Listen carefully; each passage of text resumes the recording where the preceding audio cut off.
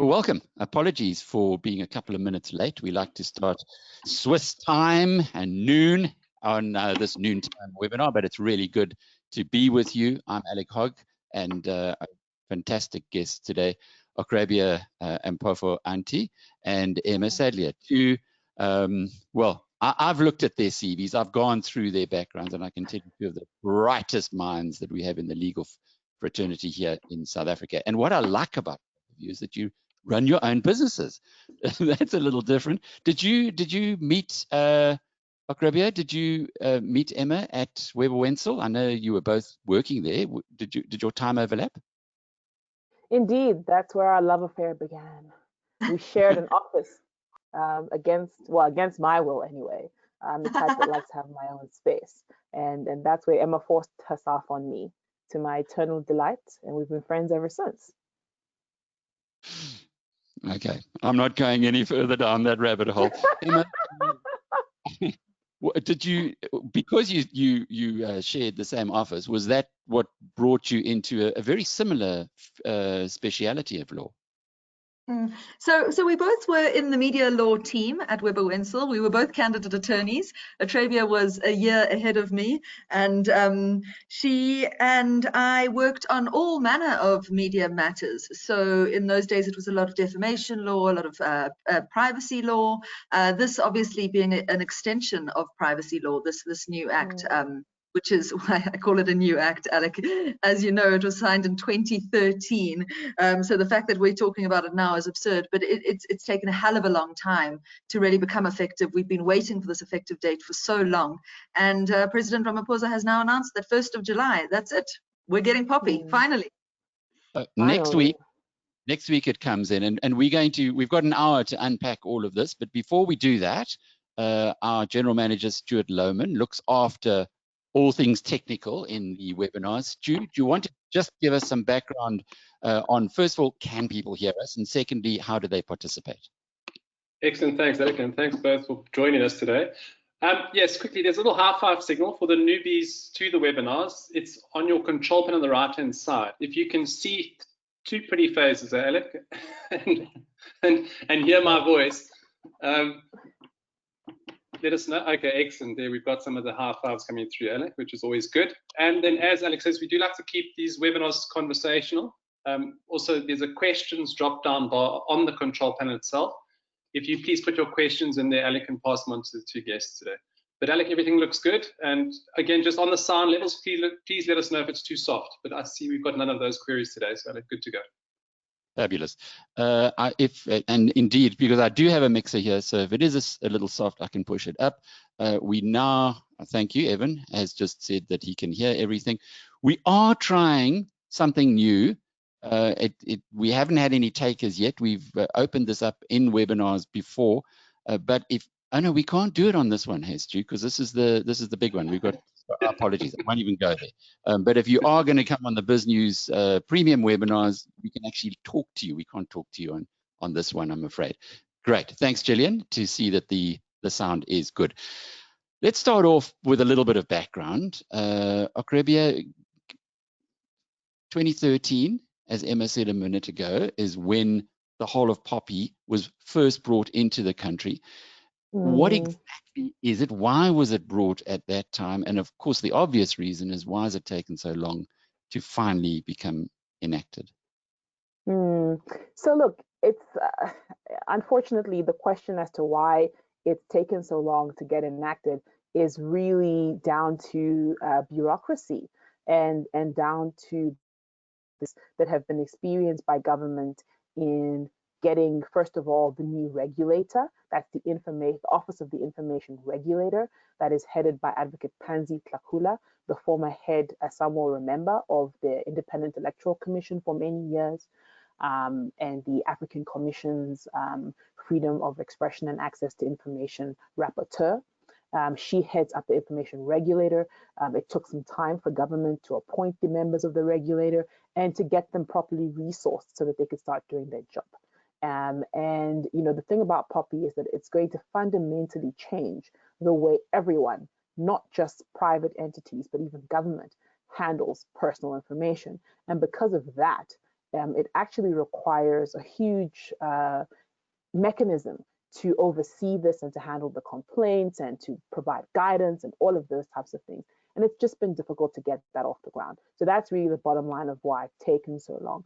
As to what it is that POPI actually does, it really is to indicate how we're supposed to deal with personal private information. And I'll hand over to Emma to talk a little bit more about some of the details around the Act. That's okay, Alec. Of course. We're bossy. We like to take over us ex-Webbers chicks. So POPI, I mean, it's loosely based on the EU Data Protection Directive. Now, a lot of you will remember 24th of May, 2 years ago, suddenly every email, every company we've ever done business with abroad sent us emails saying, would you like to opt into our marketing, that kind of thing. So it really is a fundamental change in the way that we deal with privacy. So up until this point, we all have the right to privacy in South Africa, Section 14 of the Constitution, a fundamental constitutional right.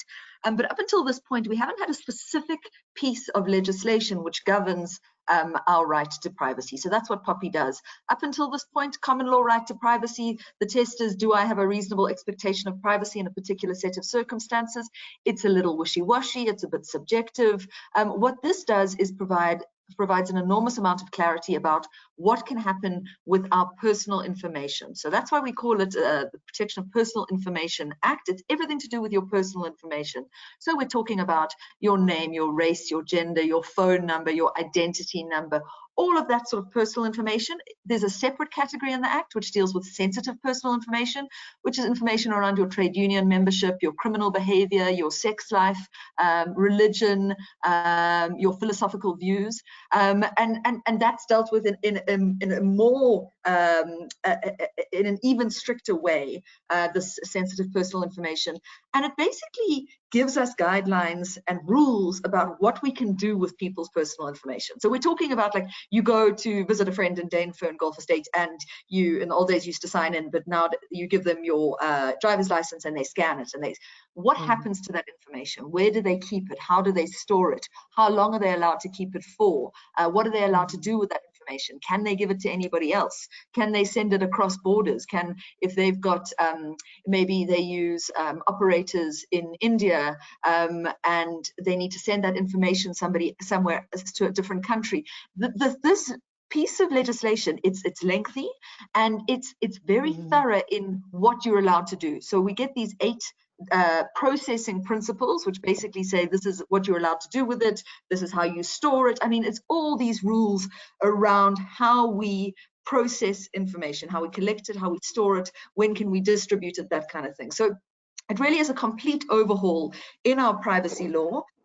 It'll be governed by this information regulator, which Okyerebea was just talking about, so much in the same way that all competition issues, you have to go to the Competition Commission. In the same way, anything around this will be overseen by the information regulator.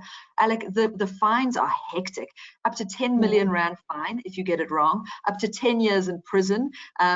It gives the requirements around having to appoint an information officer within the organization, raising awareness amongst all the employees, what you do if there's a data breach. So if you're hacked, or if somebody has arrived at OR Tambo and they take the car train into Sandton and they leave their laptop on the train, and that laptop contains personal information of clients, that you've got to go and notify the regulator. It's all these new rules. So basically it affects everybody, because we all deal with information. Every time I get an email from a prospective client, they're sending me personal information. And so we all need to know what this Act says, and we've got to think quite carefully about how it's going to affect each of our individual organizations. So I'm not surprised that it's taken this long, 6 years, 7 months. I put that on the screen there from the original date. Is this a usual period that it takes for big laws or big commercial laws like this to get through? Not necessarily, Alec. I think that it really depends. Different pieces of legislation have taken different lengths of time. Undoubtedly, this has been one of the longest.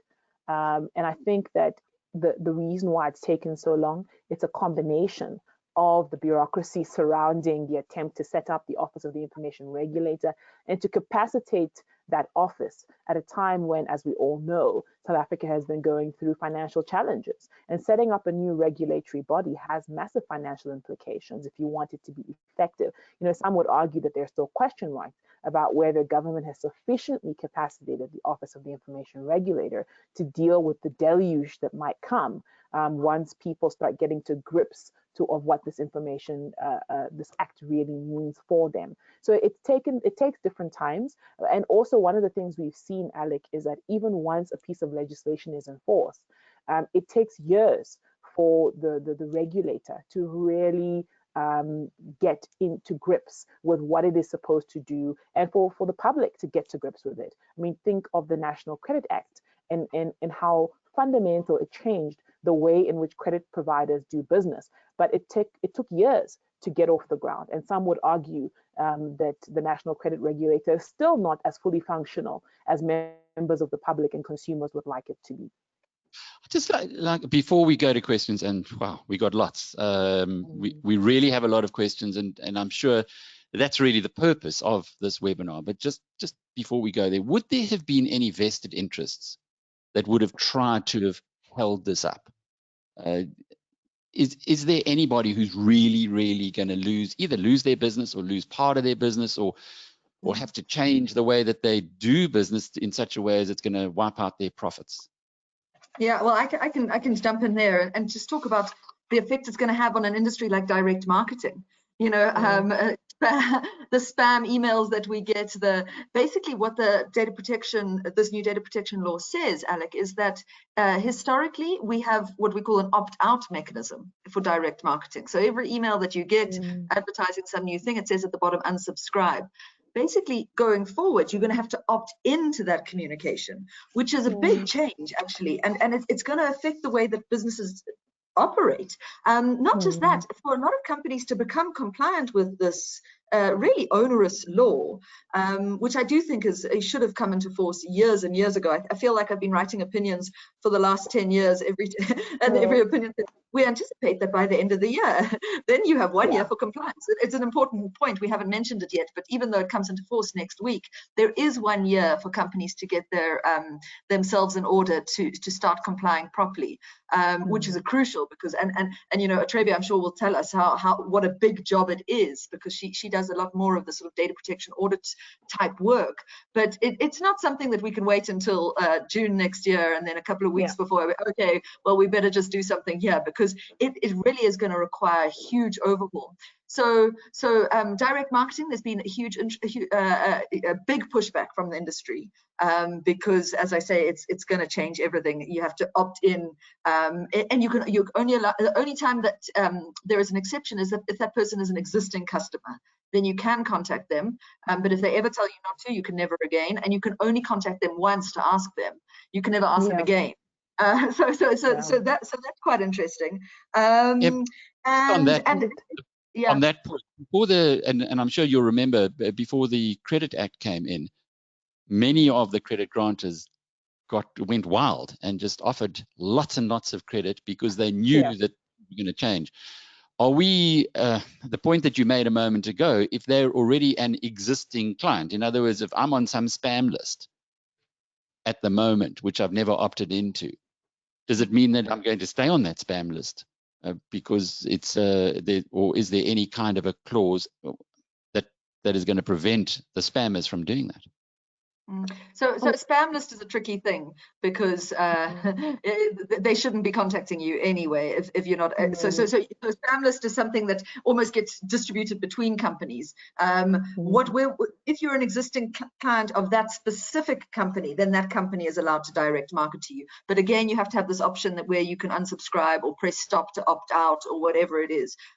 So that's crucial. But I should just say, you know, this data protection law governs electronic direct marketing. Where you're dealing with telemarketing, so we all get these irritating phone calls all day, there are two tips that I'd like to tell you about. The first is you should go to the National Opt-out Register. So South Africa has a National Direct Marketing Opt-out database. So if you go to the website nationalopt-out.org and register yourself as a do not contact person, that's a highly useful tool, which a lot of people don't know about. It sometimes takes a bit of time to filter through the system, but then any members of the Direct Marketing Association of South Africa, they cannot contact you if you've listed yourself on that nationalopt-out.org. And then there's an app called Truecaller, which I'm sure a lot of the viewers today have downloaded, but it's a really important one. So download it, and then you get a notification that something's spam before you answer, which can be useful. Okay, Stu, you've got both of those to go and look up quickly and stick down in the chat box at the bottom, so our audience can pick up on that. Can I start going through the questions, because I'm sure we're going to run out of time. Are you going to Jenny Gay Kutzer? I used to work with her many years ago, Jenny Gay, and it's lovely to see that you're on the webinar. Are you going to cover POPI and data colonialism? Now, I've heard of colonialism, heard of data, but data colonialism, Okyerebea? I'm not sure exactly what the lady is referring to around data colonialism. Maybe if she could clarify in the comments. Alternatively, she might be talking about the fact that what has been going on with many, especially if you look at some of the bigger social media players, is that there's been a sort of a dumping of the ugly side of dealing with that sort of thing in jurisdictions which do not have good enough laws to deal with that. And so you see situations where, for example, you've got massive call centers based in places like India and some places like South Africa and other places where there aren't as great laws, where people then have to deal with, for example, your vetting and flagging of inappropriate content that is coming out of social media platforms all over the world. And so I've heard of the sort of tech sort of nuclear waste colonialism in that sense, but I'm not sure what she's referring to with the data colonialism. Okay, well, we got, sorry. Oh, I was going to say that one of the other points that I thought was quite important to make that Emma did touch on, but I just wanted to maybe flesh it out for our listeners a little bit, is that, you know, the whole issue of compliance with POPI is going to fundamentally change the way your organization does business. And I think that's a really important starting point to the conversation as we go into all the questions that people are going to ask. That it's not about, oh, if I get this right, or if I sort that out, or if I do this tick box, then I can be sure that my business is protected and that I've done what I need to do. It's actually a complete overhaul of the way you do business. And it's not just about your external stakeholders and your customers. It's also internal facing, because you need to think about your HR processes as well, how you deal with recruitment, how you deal with your existing employees, etc. So it's really important for organizations to understand POPI compliance as a journey. And it's not a journey where there's a final destination. It's an ongoing, permanent journey of how you become more and more compliant and more effective. Also, and this is my last point, Alec, before you move to the next question, is that, and honestly, I think as a lawyer, we've got to say that please, please, please, POPI compliance is not something that you just shift onto legal or regulatory, or that you just bring in a consultant like myself or Emma to sort out, and then it's over for the rest of your life. Because it has to become part of the DNA of your organization, you do need people to help you to get on top of the technicalities. But your organization, your employees, they need to get to understand the basic aspects of this themselves, how it changes their day-to-day ways in which they deal with your customers and so forth. Otherwise, you're heading for a fine. That's where you're going. Well, it's like GDPR in Europe, which changed the world for companies over there. Similarly, we've got a year, though, to really get our acts together. Joseph Rome wants to know, what are the risks and benefits of the new legislation? Perhaps, Emma, if you want to start with the risks, and then Okyerebea, the benefits.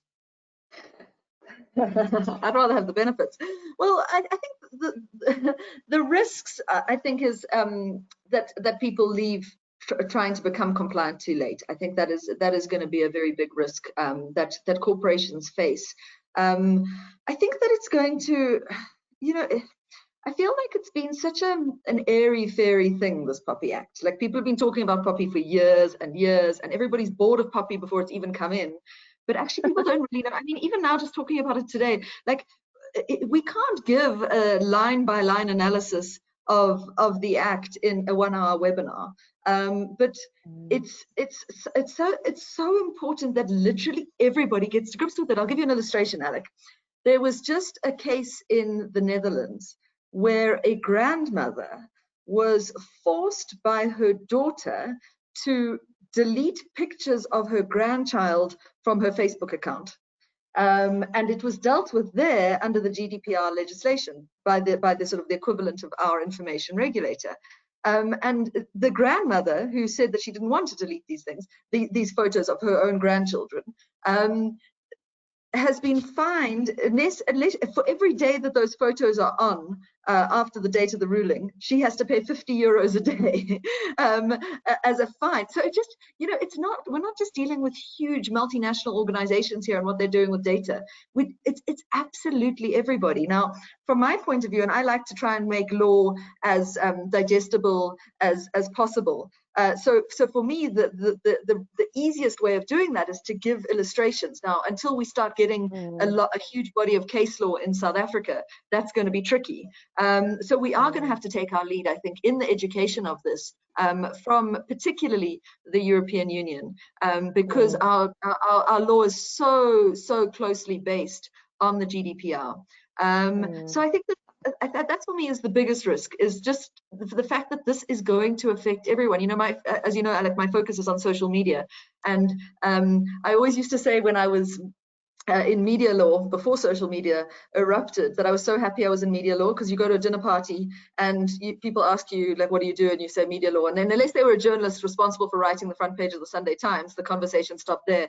I always said I felt so sorry for my friends who were either divorce lawyers or labor lawyers, because they just get abused at dinner parties and everybody wants free advice. And then with social media, the media law became so mainstream, and absolutely everybody needs to know what the risks are with social media. And that's the same thing with data protection. We can't start young enough. It's all about processing. Like the kids are saying to me now, when I give webinars at the moment, the school kids are saying to me, can I refuse to turn on my webcam while I'm in a class? Now, that's something that's going to be affected by POPI. Absolutely everything is going to be affected by POPI. Now, what it looks like and how strict the information regulator is going to be, we don't really know until it starts. Is it going to be as effective as the Competition Commission, or is it going to be yet another ineffective governmental organization? I think that it's going to, because of the how serious the sanctions are when people mess up, I think it's going to be a fairly fearsome body, and I hope that they do a good job. But because it's going to affect everybody so significantly, I would imagine they're going to be completely overwhelmed. Yeah, no, definitely.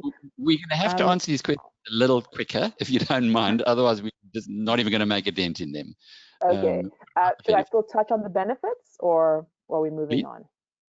Benefits? So on the benefits, as fast as a lawyer can be, on the benefits, it's important to not just see this as a burden. So I'm glad that someone did ask about the benefits of it. The benefits are actually to you and I as an individual. If you take your business hat off and think about and stop thinking about how awful the compliance obligation is going to be, for you and I as individuals, the benefit of this is that you're going to see, hopefully, if this is effectively implemented, as Emma was talking about, we are going to see a fundamental shift in our ability to control the destination of our own data, our ability to ensure that if you do not want your personal information to be used in a particular way, then it basically can't be used in that way for the most part. And I think that's really important for where we are going. I really don't like the term 4IR because it's abused all the time. But the reality is that we are going into a new era of the world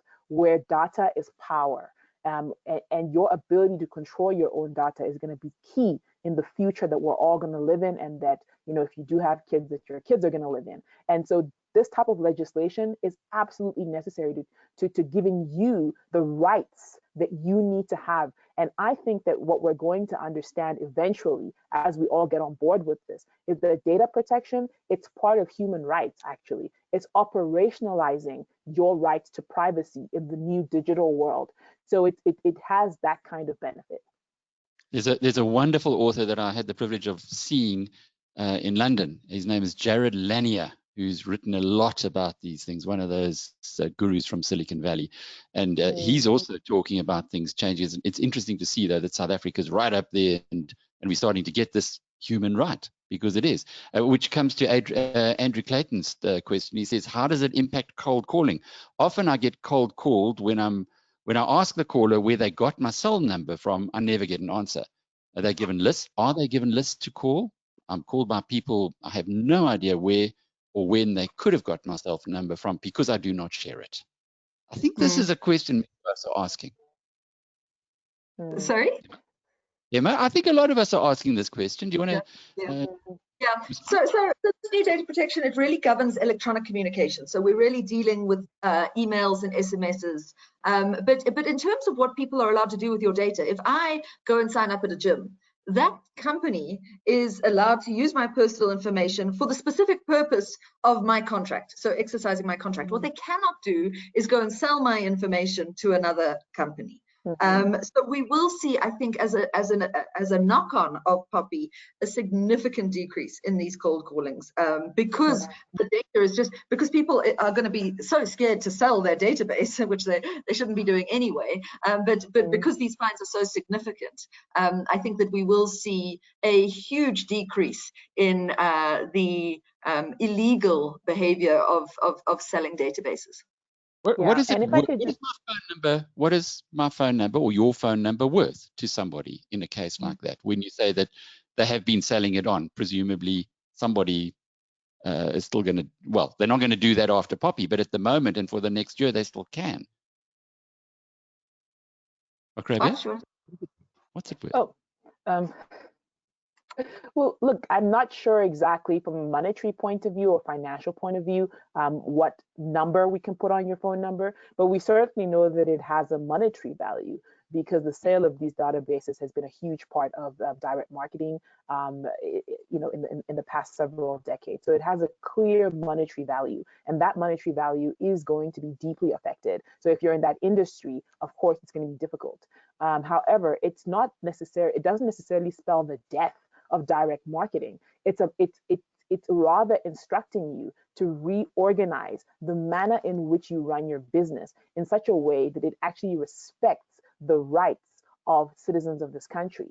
It's basically like saying to oil companies, you can still run your oil company, but what you're not allowed to do is pump unrefined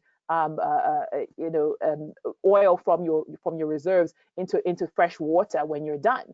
It doesn't mean your company can't exist anymore. It's about the way you do it, in a way that actually respects the people that you're dealing with. Here's a question for you, Emma, following up on what you were talking about with the Gautrain a little earlier. Edward Naliubeni,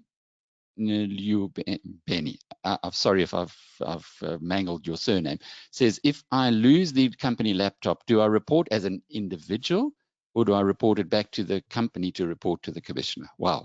Okay, now we get technical. You would report it to your information officer within the organization, and then they have a duty within specific timeframes to report it to the information regulator.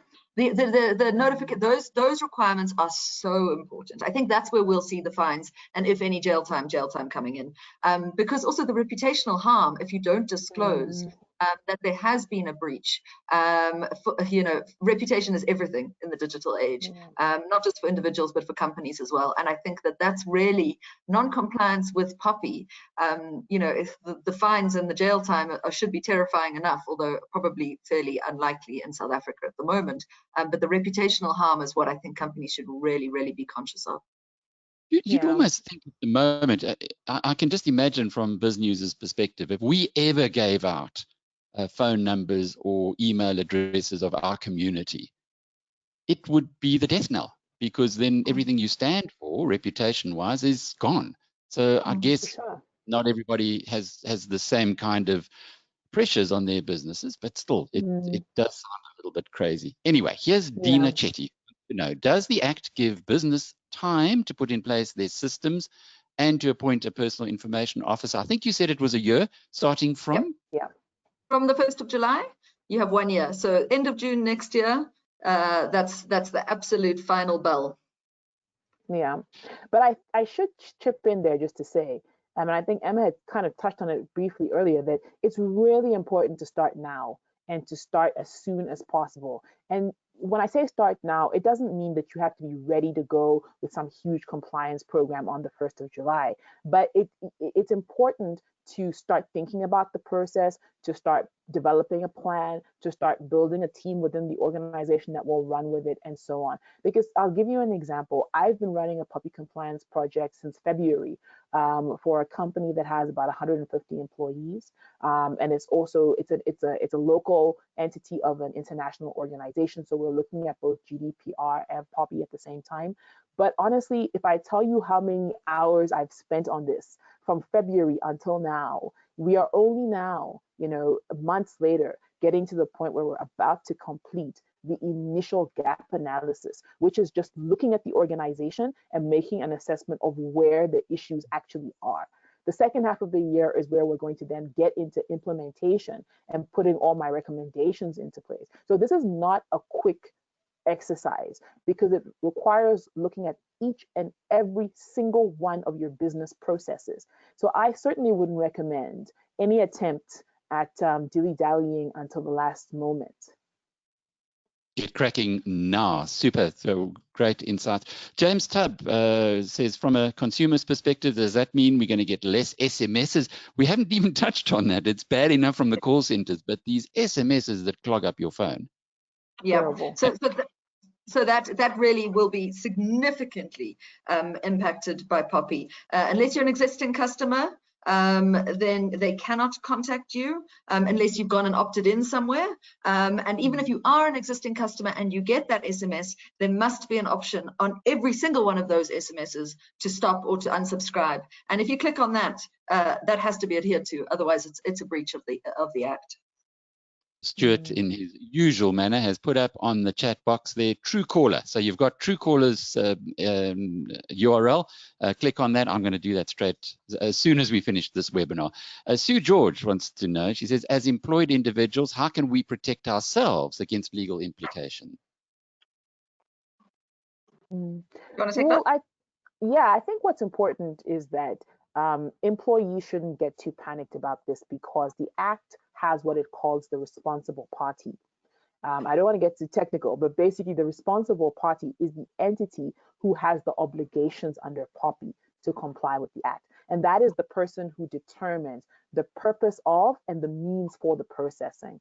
Ultimately, what it boils down to is that your employer is in all likelihood going to be the responsible party under the Act who has the obligations. That means as an employee, you don't necessarily need to be concerned that if I do something in the course and scope of my employment, which leads to a breach, that I need to be worried that I will personally get a fine or personally go to jail. That fine will go to your organization. Of course, what you're going to have to worry about is the organizational consequences, because if you have to wear your other hat as a business owner, one of the things that you will need to bring in is precisely this: data handling processes, procedures, and policies, including the consequences of employees when they fail to comply with those, and as a result, the organization attracts a fine or some kind of regulatory action or reputational risk.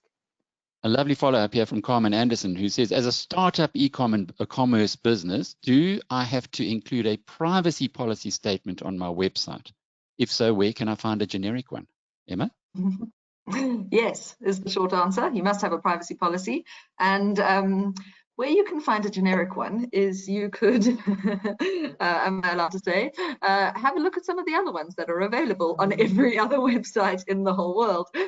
Focus on a company that's kind of similar to yours, certainly in the same jurisdiction as yours. You can get some guidelines there, and you could, I mean, it's a fairly basic document, what needs to be included in that privacy policy. So it's something that you should be able to do yourself. Yeah, but if I could just chip in there, Alec, what worries me about the question, is that, and look, I'm a startup business owner myself, so I understand where it's coming from. But what's really important to remember is that POPI compliance isn't about a policy. It's not about creating a policy and putting it on your website and then there's my compliance. If you come to my website, I've told you what I'm going to do. It's deeper than that. And the reality is that you are going to have to get to grips with how it affects your entire organization and not just putting up a policy. And of course, there's always challenges around being able to afford a consultant and that kind of thing. But as a small business owner, it's really important to remember that every cent that you do not spend on a consultant at the beginning or even training yourself, attending things that you can afford to attend, free things like what you're doing today, every cent that you don't spend on that is a cent that you're going to spend at the end when you're in trouble and you need to get someone to bail you out of it. So to try to think of it that way. Murray Bernardi wants your contact details. I'm sure we can put email addresses onto the when we publish the webinar. By the way, it is being recorded, so it will be going onto YouTube afterwards. Graham Hill asks, is there planned to be any précis of this complicated legislation to help small businesses understand what is required? There we go, ladies. Great challenge for you. Emma? Arch, are you aware of any? I'm not aware of any official précis. I'm sure lots of organizations are busy preparing one as we speak, and I'm considering preparing one as well. But yes, I'm sure that they're going to pop up over time. I don't know whether the regulator will be preparing an official sort of summary or overview. I'm actually just looking at the information regulator's website at the moment. I don't see anything official there. But I would imagine that it's such an obvious thing that they should have it. There's a reference to guidelines and code, but I don't actually see it on the website. Yeah, and if they don't have it now, it's probably one of the things that they're working on, because if you, for example, and this is actually a helpful tip, because Emma had mentioned how similar the various regulations are here in South Africa and in Europe. If you go to the Information Commissioner's Office, the ICO in the UK, the UK ICO's website, you can just Google Information Commissioner's Office or ICO UK, and their website should come up. If you go through there, you will find that they have a very detailed guide to data protection. And if you actually read through that, it's a very easy to understand, relatively easy to understand and work through. They have lots of practical examples on all the different principles, which are very similar to the principles here. And I'm sure our regulator will eventually come up with something like that. But for now, if you want to do some self-help, that's a good starting point. Saul Gorin wants to know, what about robocalls? So that would fall directly within the Act, because as soon as you've got a robocall, then that is dealt with as an electronic communication rather than a phone call. So absolutely exactly what we were talking about with the SMSs, same rules apply. God, I hate a robocall. I mean, hate the robocalls. I was about to say the same. They used to freak me out, and now I just hate them. The UK is full of them. When I was living there, the phone would often ring at the most inappropriate time, and it was some robo asking you, have you had an accident? Oh, you have had an accident, not have you had one. Anyway, Helena Basam wants to know, how is POPI linked to RBA? Is that lawyer speak? No idea what RBA. No idea. Risk-based. Anyway, Gail Strauss says, what about employee data and digital communication campaigns directed at employees? So when it comes to your employee data, your internal stakeholders, your employees are just as important, and you are going to have to undertake a POPI compliance program in respect of those as well. The good thing is that obviously it's a lot easier because you have a direct channel of communication with them. You can amend your employment contracts to basically refer to POPI compliance, etc. Also, you don't need the consent of your employees to process their information, because in terms of POPI, you can also process information based on what is known as legitimate interest. And because you have legitimate interest as an employer in processing your employees' information for all sorts of things, including communicating with them, paying them, laying them off, doing all sorts of different things with them, most of the, I would say about 99% of the things you do with your employees will be covered by legitimate interest in any event. And so it's going to be a lot easier when managing your employees. And in fact, in the EU, consent when it comes to employees is heavily discouraged, because what the EU regulators have said is that you can't really have free consent by an employee, because the employee is in a situation of duress vis-a-vis their employer. So their consent really means nothing. So consent is not the right way to go when you're dealing with your employees. Yeah, I'll just add to that most processing of employees' personal information can be justified on the basis of the employer's obligation to fulfill the employment contract. So where you've got that obligation, then all that processing can be done. You're both very well positioned to answer this from a personal as well as a legal perspective. Karen House wants to know any practical tips for entrepreneurs, small businesses, and non-profits on how to meet the requirement with limited resources. Want to take that out? Yes, I will. Just the funny story. So this morning, my husband said to me, well, you know, at least I must be like one of 5 people in Joburg that has access to a free lawyer who can do this for me, because he's an entrepreneur as well. And I said, who said I was going to do it for you for free? But yes, if you're not married to a data protection expert, then you are going to have to engage in some self-help. You know, the UK ICO guide that I talked about is a really important starting point that can help you. It is, you know, quite a lot of information to get through, but as I've said before, it's a new way of life, and there's no way to get around the fact that you're going to have to do the hard work to understand these principles.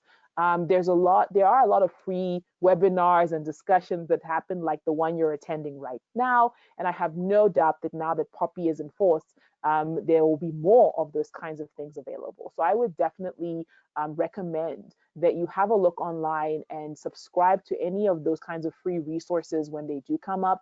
I found as a new business owner that subscribing to those types of free resources when they do come up often turn out to be really, really important and helpful. And then tips and tricks like what Emma mentioned earlier, like if you need to do a privacy policy for your website, you can go online and look at the 100,000 other websites that are there and get a sense of what's on there and kind of use it to help yourself to get a bit of a template going. If you are a customer of big organizations like banks and so forth, you will see that a lot of them have already gone through a compliance program because it's such a big organization, and they've got things like POPI notices in their terms and conditions. You can have a look at things like that and try to see how you can replicate it in your own terms and conditions. And this, I'm talking about absolute necessity. I don't have a dime for a lawyer type of environment. This is not recommended practice, but those are the kinds of things you can do to start helping yourself. And then over and above that, you need to maintain good digital hygiene. Practices like have a antivirus on your laptop, for goodness sake.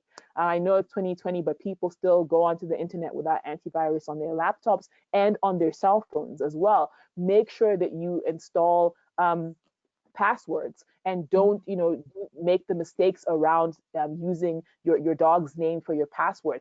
Basic things like that can actually go a long way towards protecting your business from a hack and those types of things. So yes, it's complicated and it's lengthy, but there are also a lot of really basic things that you can do to protect yourself. Make sure that if you're going to use a cloud service provider to back up documents for your business, for example, use the ones that are known. Use your G Suite, for example, which is very cheap for an entrepreneur like myself. I use G Suite.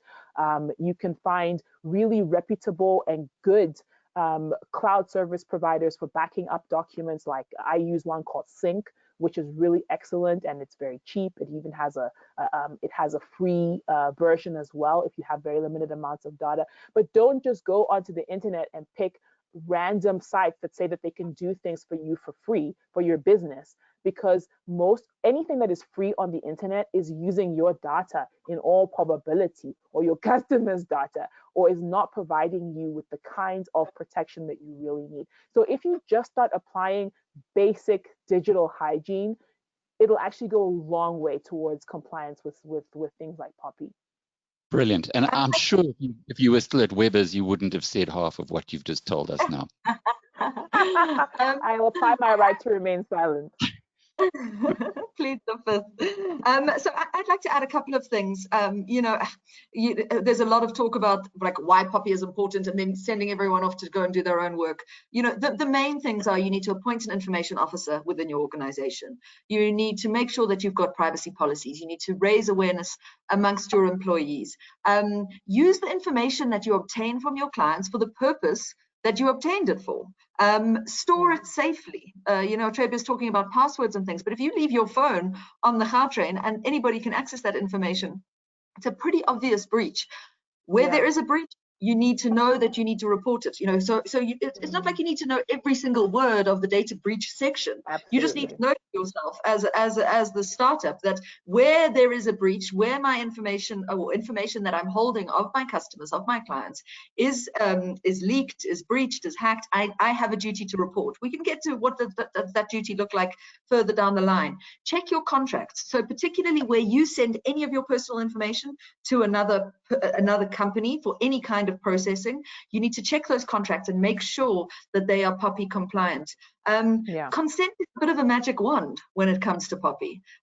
Keep thinking to yourself, have I got consent to do this? Have I got consent from the customer to do what I want to do with this information? It's just like, be a good person. You know what I mean? Like we're dealing with privacy here, and what POPI is brought out to do is to prevent harm. We don't want to cause people harm. And how does information cause people harm? Well, if it lands up in the wrong hands, we're dealing with identity theft. We're dealing with people being victims of fraud because people out there, criminals out there, have managed to access their personal information using and you were the weak link. That's not a nice feeling. So we're not talking about like go and take a degree in privacy law. What we're saying is just like absolutely learn the basics. And I think we've covered most of the basics. Appoint an information officer within the organization. Make sure everybody who works for you is aware that this thing exists. And anytime we're dealing with personal information, we're not dealing with anonymized information. That might be something we haven't talked about yet. As soon as the information doesn't attach to a specific person, then we fall outside the realm of POPI. We're dealing with anything that identifies a particular person. It can be their education, it can be their religion, it can be their philosophical beliefs, it can be their pregnancy status, their ID number. Anytime we've got information of somebody, we have a duty to look after that information. It's really as simple as that. Some very specific questions, because I'm not sure how many more, and I do apologize for not being able to answer or get to ask all of these. But Linda Powell wants to asks if we are emailing an existing client with general information related to investing, do we have to ask their permission to send it to them or give them an opt-out at the bottom of our email? Yeah, you don't have to ask their permission to send it to them, but you do have to give an opt-out. Though the important caveat there, unless they need that information in order for you to do your job, in order for you to fulfill your contract with that existing client, then you don't need an opt-out. But if it's a marketing type email styled as here's some information, but actually like spend more money with us, then that does need to have an opt-out. Yeah. Though the important caveat there, of course, is we're assuming that this is your business, right? That you do investments. Because one of the points under the direct marketing section of POPI is that you must market your own similar products or services. So if I'm an attorney, for example, I can't suddenly decide that, oh, I have this friend who has this wonderful IT business, so let me send my customer database emails because I'm getting involved in this IT business, because that's not a similar product or service to my legal services that I offer to my customers. That's an important distinction. Annalise asks, please can you tell us exactly and practically how insurance brokers' businesses will have to operate from the 1st of July 2020? No, No. we can't. Pay us. No, I'm joking. It's a very lengthy question, that insurance, obviously you're dealing with not just personal information, you're dealing with sensitive personal information, and it's one of the industries probably most affected by POPI. That's not something we can answer quickly on a webinar. That's a very comprehensive, Craig, I'm afraid that's a you need to hire a consultant question. Craig Wood wants to know, is there a POPI for dummies somewhere? I think that the reference that Okyerebea made already to the UK guide is probably the best so far. But I mean, I really would imagine that government should be mandating some organization to put a POPI guide for dummies out there. There isn't one yet. Yeah. Morena Buerta asks quite a specific question as well. What about databases with existing data? She says, i.e. Lightstone reports. The user or subscriber does not know where they got that information from. Well, I'm not sure exactly what she's describing, but if you've got a database where you've got a whole lot of people's information on there and you have no idea where how you got that data, then what you're going to have to do once POPI comes into force is that you're actually going to have to, first of all, provide privacy notices to all of the people on that database. And you're going to have to say to them, look, I've got your information and this is what I plan to do with it. This is who I am, etc., etc. You have a right to object. All the specifications of notices under POPI are going to have to be provided to the people on the database. You're then going to have to ask yourself difficult questions like, am I entitled to process this information? Do I have what we call a lawful basis for doing so? And there are several lawful bases under POPI. Consent, Emma mentioned, is the magic wand. So if you really want to keep people on that database, get them to consent to it. The other option is, do I have a legitimate interest in processing this? Do I have a contract with these people? Obviously you don't, because you don't even know where you got their data from, etc. So you're going to have to look at the lawful bases under POPI and ask yourself whether you even have one. If you do not have a lawful basis for processing that information, you're not going to be able to continue using that database. You're going to have to go back from scratch and make a plan to get a lawful basis in place, which is probably going to have to be consent if you don't even know how you got that information in the first place. Otherwise, you're not going to be able to continue. Now, of course, I mean, look. I had a mail from someone this morning who said they'd been using this database, Lightstone. I don't know what Lightstone is, but they had got phone numbers from this and they'd been phoning people on this database. Now, unless whoever Lightstone is has got permission, is this what it, but yeah, maybe I know Lightstone has permission. I don't know.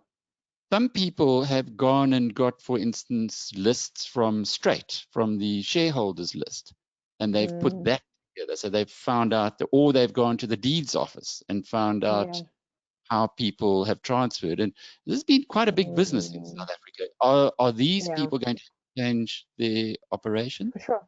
Yes, they are. They are going to have to change their operations because, if information is what they call publicly available, then of course, you've got the publicly available information, but the big trick with POPI, and this is actually really important, the mere fact that information is publicly available does not equate to the person who made it publicly available having given you consent, and it does not equate to you therefore having a lawful basis for the processing. So just because it's available at Straight or it's available at the deeds office doesn't mean you can take it and do whatever you want with it. The rest of the POPI requirements, especially finding out whether you have a lawful basis, are still going to come into effect. And depending on the nature of your business, you may well have a lawful basis that doesn't involve consent. For example, you may have legitimate interest. For example, let's say you have some kind of business that involves not marketing, but some other important form of processing information around deeds registry records. Now, the mere fact that you don't have the consent of those people doesn't mean you can't do it. you may be able to say, because of the nature of my business, I have a legitimate interest in processing deeds registry records.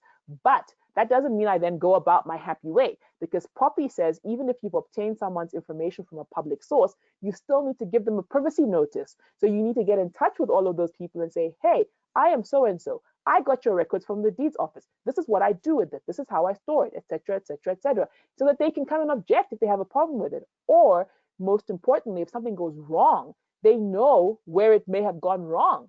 They know that someone is holding and processing their personal information. So it's more complex than, oh, now I can't do this or I can't do that. You may be able to do it, but there may be certain requirements around how you do it. It's hectic. I also do just want to add there, because we haven't mentioned it yet, is that as a data subject, I can go to a company that I know has personal information on me, and I can ask them to tell me what information have they got of me, what have they done with the information, have they given it to anybody else. As a right, I am allowed to do that at any stage under POPI. Find out what a responsible party, so the company that, so for example, go back to the gym membership, I can go to Virgin Active and say, okay, so what information exactly do you hold about me, and what have you done with it? Yeah, and if they can't answer that, that's going to be a problem. That's a breach. Their inability to be able to explain to you what they've done to your data and who they've shared it with, etc., that's the kind of thing that will then lead to complaints to the information regulator. So that's what I was saying when I spoke about how POPI will change the way you deal with information, because you actually need to have some kind of systems, processes, or basic understanding in place, which allows you to track and know what you do with people's information. And what happens in many organizations is that information comes in and there's no ability to track what happens to it after that. And worst part of all is that there's never a review to say it's time to delete or get rid of this, or this person is no longer relevant on the database, etc. That is a problem. Those are the kinds of things you need to get on top of, so that when Emma comes to you and says, I'm Emma Sadleir and I've been a member of Virgin Active for the past 10 years, give me all the records of what you've done with it. You're able to say, sure, Emma, here it is. We've shared it with this person, that person, and that person. We're going to go on for 4 extra minutes, because we did start 4 minutes late, but we're not going to get through all the questions. Are you happy for me to send you the questions, and then at your leisure, of the 70 questions waiting, perhaps? I think that's going to be difficult. Okay, that's going to be difficult. Wits wants to know, he says, who goes to jail? The information manager or the CEO or stroke owner? Who goes to jail? Look, my understanding is it's ultimately the information officer who will go to jail, and so that's difficult. That's going to be a job to avoid. But I also think that the really important thing with the whole jail time is that the way the offenses in POPI work is that it's got a 2-stage approach. So you really, really have to be a naughty boy to get to the offense level. The first stage is that you'll get what's called an enforcement notice from the regulator, where they'll tell you you are no longer allowed to do this, you've done that, and so on and so forth. It is your failure to comply with the enforcement notice which becomes an offense. And then when you've then committed that offense, that's when we're going to start talking about things like your administrative fines and your jail time. So if you are a conscientious organization that will act on enforcement notices, which I really hope that everyone listening is, then you shouldn't ever have to be afraid that you will end up in the offense position. You're only going to get into the offense because you're refusing to comply. Jenny Davies Black wants to know, telecanvassing for elections. Is it the same as for small businesses? I think the DA must have phoned me 50 times before the last election. It's interesting where they got the number from in the first place. Will they be allowed to do it in future? Nope. Exactly the same. There's no immunity for political parties. They're gonna have to ask for your consent. Yeah. Because you're not a customer. So well, the RBA. Of course, a customer. The RBA question from Helena Basam, she says it stands for risk-based approach, which is required by unit trusts management as per lately. They ask some strange questions. Unit trusts companies. It's not the same. It's not the same thing. POPI is a separate piece of legislation with all of its own rules and regulations that you have to follow. I'm just dipping. Though the risk-based approach is important, because one of the things I always say to clients as well, especially with a big compliance project, is that you do need to take a risk-based approach. You can't always fulfill everything, especially if you're a small entity without a lot of resources to hire consultants and IT people and put up 20,000 firewalls to protect one laptop. If you don't have all of those things, you really, really have to apply a risk-based approach. And what a risk-based approach is really saying, okay, what are my resources? What can I achieve? And what is my risk? Because if you're spending 10,000 Rand, which you don't have, to protect yourself against a risk that may never materialize, then maybe you're better off prioritizing elsewhere. So focus on the easy wins and the things that you're able to do, and work towards being able to have full compliance with some of the things that may be a lot more expensive and difficult to achieve. Though, and of course, you need to, think about balancing that. I'm not saying, oh, I don't comply with POPI at all because I don't think any of my customers will complain. There's no risk of that. That's not what I mean by risk-based approach. It has to be rational. There's quite a few responses to the whole Lightstone story. Linda Byron says, Lightstone pulls the information from the deeds office. Property deeds are available in the public domain. David Coutts-Trotter, old friend of mine, who used to run Sun International, says Lightstone is a database of property valuations, most used in South Africa. Yeah, but it goes to Okyerebea's point that just because it's publicly available, it doesn't mean people have consented.